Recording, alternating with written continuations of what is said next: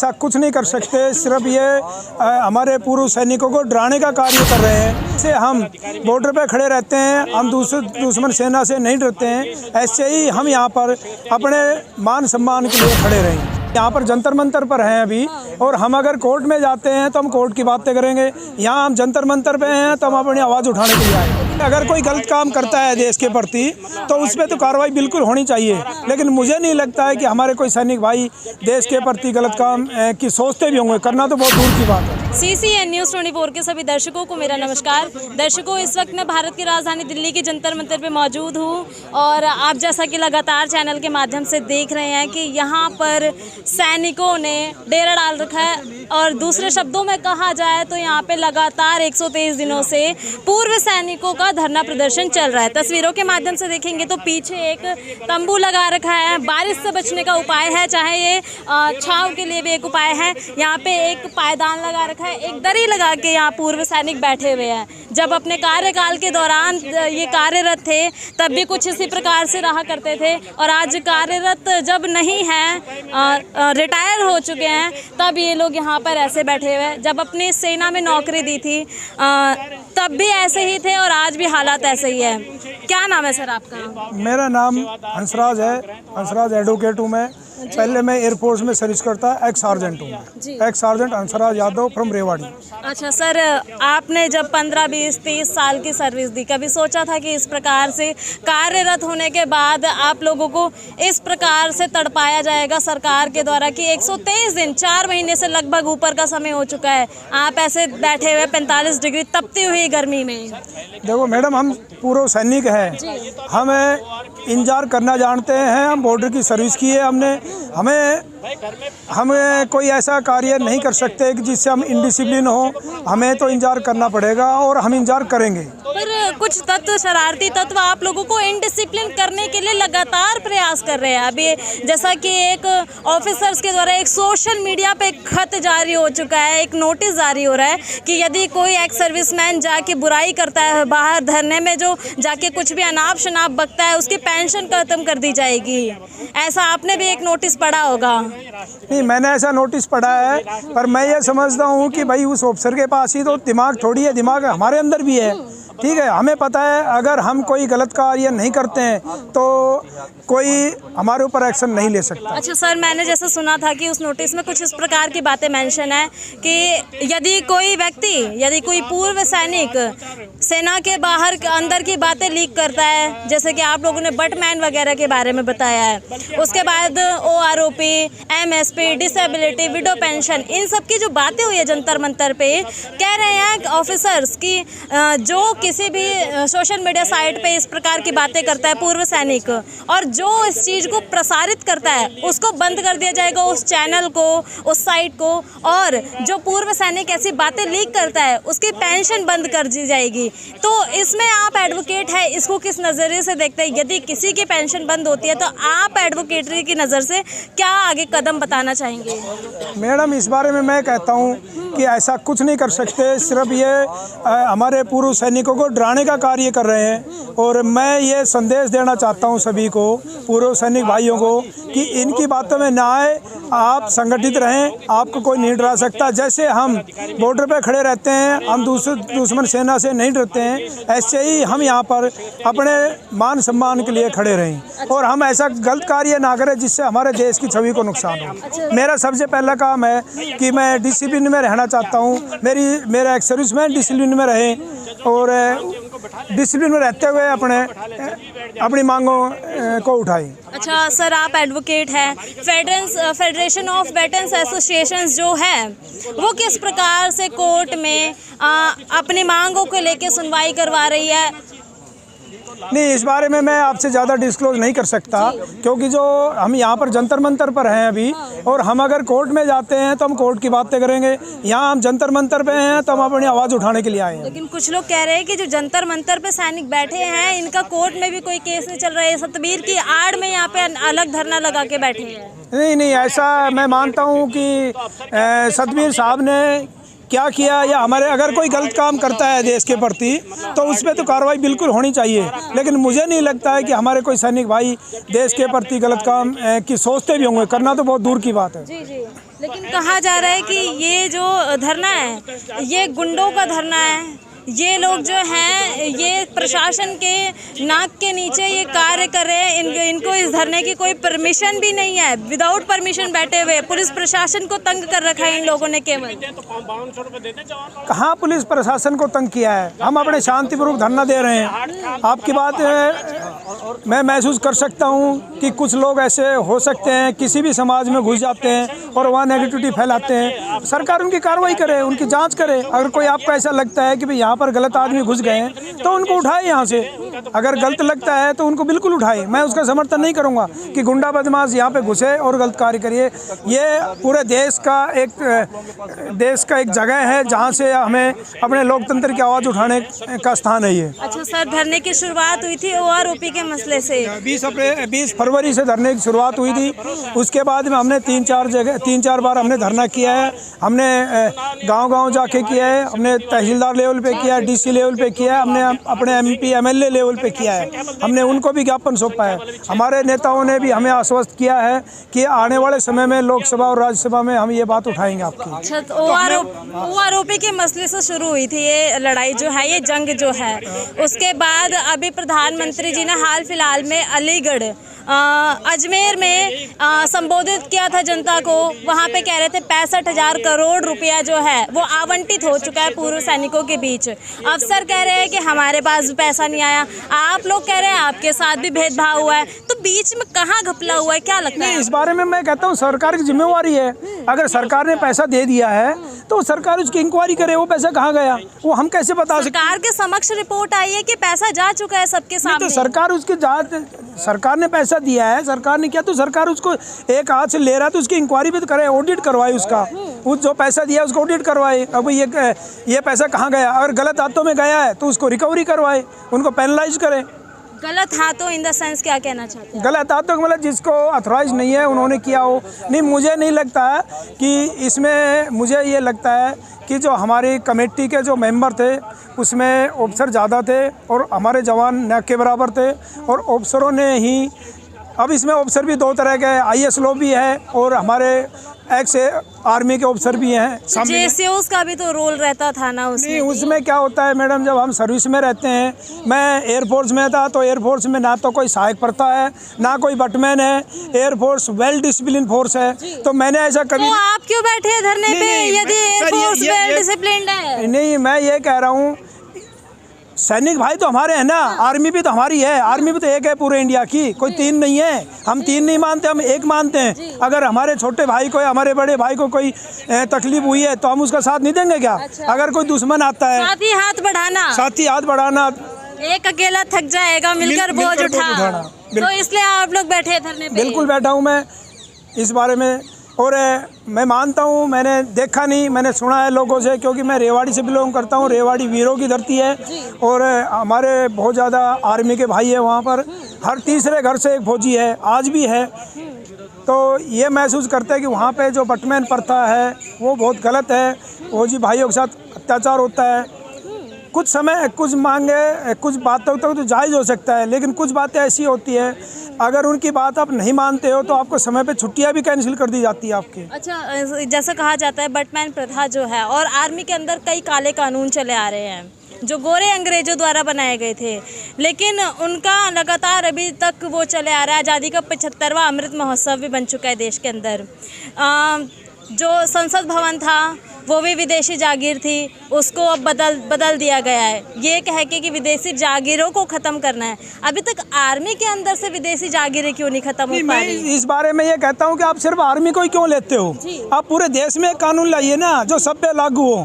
हाँ, ये धर्म के हिसाब से जो कानून है उसको ख़त्म किया जाए और पूरे देश में, जैसे हम कहते हैं कि भी एक वोट एक देश, इसी तरह से एक ही कानून लागू हो पूरे देश में। अब जैसे UCC की बात आ रही है, मैं उसका समर्थन करता हूं और ये होना चाहिए हमारे देश के लिए।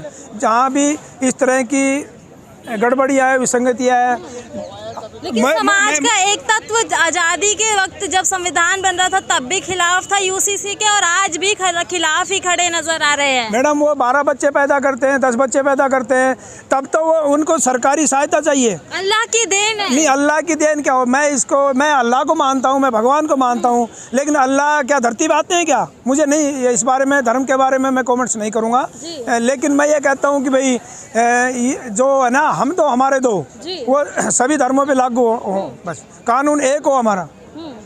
एक समाज में क्या होता है, अगर जैसे हम शरिया कानून को कहते हैं, शरिया कानून के बारे में हम कहते हैं कि भाई एक पर्टिकुलर देश में अगर किसी को कोई चोरी करता है तो उसका एक हाथ काट दिया जाता है, तो शरिया कानून के हिसाब से इंडिया में भी, लेकिन नहीं, हमारा देश संविधान के हिसाब चलता है, संविधान के हिसाब से उसको सज़ा मिलती है, संविधान के हिसाब से भी एक कानून हो जो सब पे लागू हो, उसमें धर्म को आगे ना किया जाए। और मैं एक रिक्वेस्ट इस जंतर मंतर से करना चाहता हूँ हमारी सरकार को, भारत सरकार को, मैं पर्टिकुलर नाम नहीं लूँगा, मोदी मेरे प्रधानमंत्री है, देश के प्रधानमंत्री है, मैं भारत सरकार से ये मांग करता हूँ कि जितना जल्दी हो सके एक देश एक कानून लागू किया जाए, और देश हित में होगा बस। और मुझे ये बात नहीं उठानी चाहिए, लेकिन अब आपने मेरे से पूछ लिया तो मैं ये कहता हूँ कि हमारे देश में, मैं एक देशभक्त हूँ, मैं एक फौजी हूँ, इसलिए फौजी साहब देश में एक ही कानून चल रहा है, संविधान एक ही है। संविधान तो एक है ना, लेकिन संविधान के हिसाब से कानून कहाँ एक है? अब एक आदमी रोड पे मर जाता है, उसके एफआईआर लिखी नहीं जाती है, एक आदमी होता है उसको उठा के बंद कर दिया जाता है। तो गरीबी अमीरी का फर्क आ गया ना, केवल संविधान तो जैसे आपने कहा जनसंख्या के ऊपर, तो जनसंख्या में उसमें क्या है, जनसंख्या तो हमें कंट्रोल करना होगा कि नहीं, हमारे संसाधन तो सीमित हैं। तो चाइना की भी जनसंख्या सबसे ज्यादा है, देखिए महाशक्तियों में तीसरे नंबर पे आ चुका है। नहीं, मैं इस बारे में मैं अपने देश की बात करूँगा, इस बारे में मैं ये बात करूँगा कि हम दो हमारे हैं, हिंदू धर्म है, सिख धर्म है, जैन धर्म है, उनमें हमारे लिमिटेड बच्चे होते हैं, एक बच्चे होते हैं, 2 बच्चे होते हैं, जबकि एक दूसरा धर्म है उसमें 10 बच्चे पैदा हो, 20 बच्चे पैदा होते हैं। एक समय ऐसा आएगा कि वो सब कुछ ख़त्म करेंगे, वो ना कानून को मानेंगे, ना अपने संविधान को मानेंगे, और वो सिर्फ प्रजातंत्र को मानेंगे, जो उनकी वोट की राजनीति है उसको मानेंगे। तो मैं ये समझता हूँ कि सबसे पहला काम यूसीसी लागू किए जाए, जो हमारी जनसंख्या भड़क रहे हैं जिन जिन राज्यों में यूसीसी लागू हुआ है। उत्तराखंड का हाल देखिए क्या बेहाल हो चुका है उत्तराखंड। नहीं, आप उत्तराखंड की बात करते हो, उत्तराखंड में कुछ मस्जिदें ऐसी हुई है, मस्जिदें नहीं कहूँगा उनको मैं, जो उन्होंने क्या हुआ है कि 10 जगह ईंटें लगा दी, उसके ऊपर हरा कपड़ा डाल दिया और वो एक रात में खड़ी हो गई।